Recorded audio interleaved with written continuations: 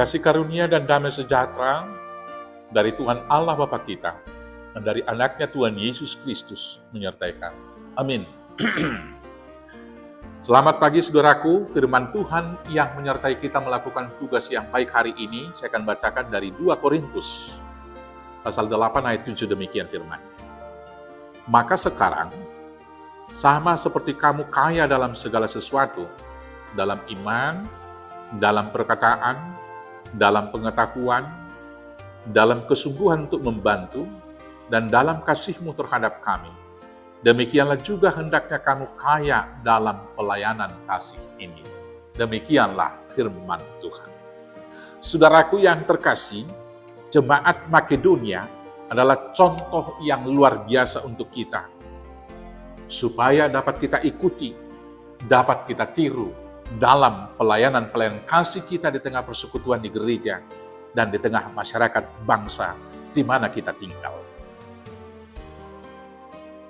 Teladan yang ditunjukkan jemaat Makedonia ini diberitakan oleh Rasul Paulus di sini. Bagaimana mereka merespon permintaan Rasul Paulus ketika Rasul Paulus meminta bantuan mereka untuk menolong saudara-saudara yang di Yerusalem. Ada beberapa poin yang menjadi renungan bagi kita. Yang pertama, mereka memberikan pertolongan itu justru ketika mereka dicobai dengan berat dalam pelbagai penderitaan. Tetapi sukacita mereka meluap. Hendaknya ini menjadi teladan bagi kita. Cobaan berat yang mereka terima dengan berbagai-bagai penderitaan tidak mengurangi sukacita mereka dalam hidup keseharian.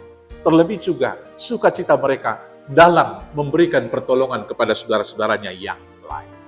Dalam pencobaan yang berat, dalam penderitaan-penderitaan, mereka tidak redup sukacitanya. Hendaknya kita juga dalam hidup sekarang ini demikian. Justru dalam penderitaan itu, kita mau menolong yang lain. Dan itulah sesungguhnya contoh teladan yang dilakukan oleh Tuhan Yesus. Dalam penderitaannya, dia masih memikirkan penderitaan orang lain dan memberikan penghiburan kepada orang lain. Saudara-saudaraku yang terkasih yang kedua, meski mereka sangat miskin, namun mereka kaya dalam kemurahan. Maka rupanya kekayaan tidak diukur seberapa banyak yang dia miliki, tetapi justru diukur dari seberapa banyak yang boleh kita berikan dengan kemurahan hati kita.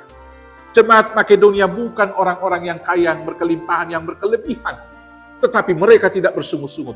Kami kan miskin, kami lagi menderita, lagi krisis.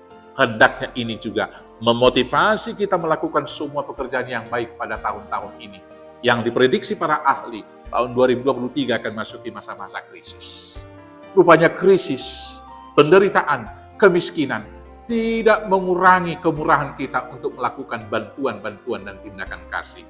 Hendaknya kita juga ikut demikian. Yang ketiga, mereka meminta ikut ambil bagian dalam pelayanan kasih tersebut. Luar biasanya, justru mereka yang meminta supaya ikut dalam pelayanan kasih tersebut, bukan mengelak. Saudara-saudaraku yang terkasih, inilah teladan yang paling baik dan yang paling indah. Yang keempat, mereka memberi lebih banyak dari yang diharapkan oleh Rasul Paulus. Secara umum manusia memberi sangat sedikit dan berharap lebih banyak lagi daripada apa yang diberi. Tapi jemaat di Makedonia memberikan melebihi apa yang diharapkan oleh Rasul Paulus. Jadilah kita saluran berkat, memberikan bantuan kepada saudara kita ketika kita menderita, ketika kita merasa kekurangan dalam kemiskinan kita, dan hendaknya kita memberikan lebih daripada yang diharapkan saudara yang lain, lebih apa yang diharapkan dari gereja, lebih daripada apa yang diharapkan Tuhan dari kita. Karena ketika kita memberi, Tuhan akan memberkati. Dan karena itulah firman Tuhan menjamin adalah lebih berbahagia yang memberi daripada yang menerima. Tuhan Yesus memberkati. Amin, kita bersatu dalam doa. Terima kasih Bapa yang baik atas limpahan anugerah berkat yang Tuhan beri, yang tidak berkesudahan dalam hidup kami.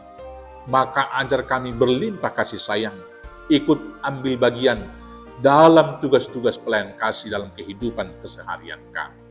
Berangkatkan kami melakukan tugas itu di dalam nama Yesus Kristus Tuhan kami. Amin. Selamat beraktivitas, Tuhan Yesus memberkati. Horas, horas, horas.